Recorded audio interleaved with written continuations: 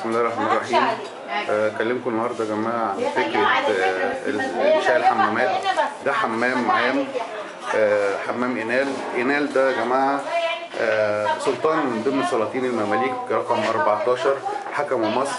فكره انشاء الحمامات عشان يخلد ذكرى ليه في المنطقه ده في شارع المعز الدين الله الفاطمي. الحمامات كانت في الوقت ده يا جماعه طبعا عثر على بعض الحمامات الرومانيه كانت حجمها كبير جدا جدا جدا مقارنه بالحمامات اللي اتبنت في العصر الاسلامي. كان اول حمام اتبنى في العصر الاسلامي اسمه حمام الفار، وتسمى الفار مقارنه طبعا بضخامه الحمامات اللي موجوده في العصر الروماني. وطبعا زي ما احنا شايفين دي كانت فكرة إنشاء الحمامات دي غرف خلع الملابس. كان بيبقى فيه حمامات بتبقى خاصة للرجال وحمامات خاصة للنساء، وفي حمامات كانت بتعمل فترتين، فترة صباحية للرجال وفترة مسائية للنساء. دي غرف طبعا زي ما احنا شايفين كده لخلع الملابس. بصوا الممر صغير جدا ازاي، الممر بتاع الحمام كان صغير ازاي. ده فكرة إنشاء الحمام، الممر صغير، غرف خلع الملابس اهي. طبعا في حكايات كتير جدا على فكره انشاء الحمامات. كانت طبعا الحمامات الهدف الاول منها ان هي تتعمل حاجه للطهاره والنظافه. في عصر طبعا كان مفيش امكانيات لادوات التجميل وكده، وكانت النساء كانوا بينزلوا يخشوا الحمامات علشان النظافه والطهاره. زائد كمان ان كانت في الفتره دي كانت منتشره فكره الخطبه كانت بتيجي هنا تقعد في الحمام وتختار من النساء والبنات اللي موجودين عرايس. عشان كده كانوا بييجوا يتجملوا يتزينوا هنا علشان تشوفهم الخطبه. الحمام طبعا زي ما احنا شايفين اللي فوق دي الفسيفساء، بصوا الجمال والروعه. ده حمام من ضمن الحمامات القديمه اللي كانت موجوده. كانوا بيقعدوا هنا على الرخام ده، وكان بيتم تكييسهم هنا في المكان ده زي ما احنا شايفين. ادي حمام، غرف خاصه بالتكييس، حمامات.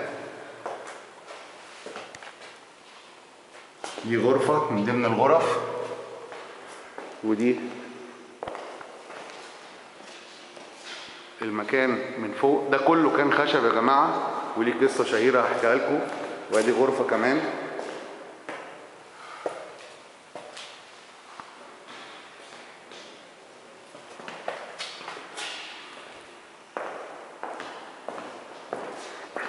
كان طبعا في أهميات خاصة للحمامات، أهمية سياسية واهميه طبيه. كانوا الاطباء بيوصفوا للمرضى ان هم لازم يخشوا الحمامات علشان انه احنا عارفين ان النظافه طبعا بتقضي على المرض. فكان الاطباء بيوصفوا للمرضى ان هم لازم يخشوا الحمامات يتطهروا يوميا.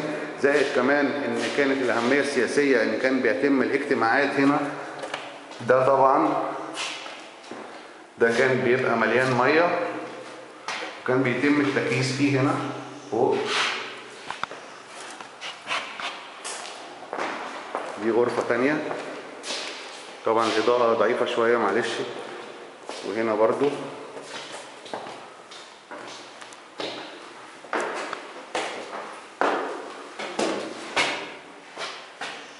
طبعا زي ما احنا شايفين المكان رائع جدا جدا جدا جدا.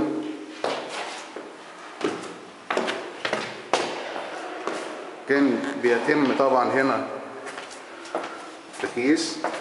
هنا كان الاغتيالات السياسيه كانت بتتم هنا داخل الحمامات، واجتماعات الرجاله كانوا بيجتمعوا هنا عشان يتناقشوا في امور الحياه العاديه. ومن ضمن الحاجات طبعا اللي انا حابب احكيها لكم ان فكره انشاء الحمام كانت في العصر ده كانت منتشره جدا جدا جدا. كان في اكتر من 80 حمام.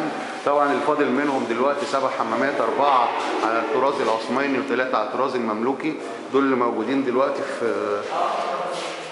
في شارع المعز هنا. كمان طبعا فكرة ان الحمام كان موجود، وكان في قصة شهيرة جدا للحاكم بأمر الله. الحاكم بأمر الله طبعا كان بيعمل حاجات غريبة جدا خاصة بالنساء. كان بيكره النساء جدا، وكان بيحرمهم ان هم ينزلوا الشارع، وحرم صناعة الأحذية الحريم عشان يضمن ان هم ما ينزلوش. وكمان كان معدي في الشارع هنا فشاف بعض الستات بيضحكوا، فأمر الجنود بتوعه ان هم يولعوا في الحمام. والحمام في الوقت ده كان بيشتغل بالنشارة الخشب عشان يسخنوا المية والأخشاب. فطبعا لما كان النشاط الخشب كانوا بيعملوها ويسخنوا بيها الميه، فمعدي طبعا لقى النساء بيضحكوا، فامر الجنود بتوعه ان هم يولعوا في الحمام بالنساء اللي موجودين فيه. وعشان كده جه المثل بتاع اللي اختشوا ماتوا. صاحب الحمام لما جه بيسال الراجل قال له في حد مات؟ قال له اللي اختشوا جوه هم اللي ماتوا. دي كانت فكره انشاء الحمامات اللي موجوده هنا في فتره من الفترات.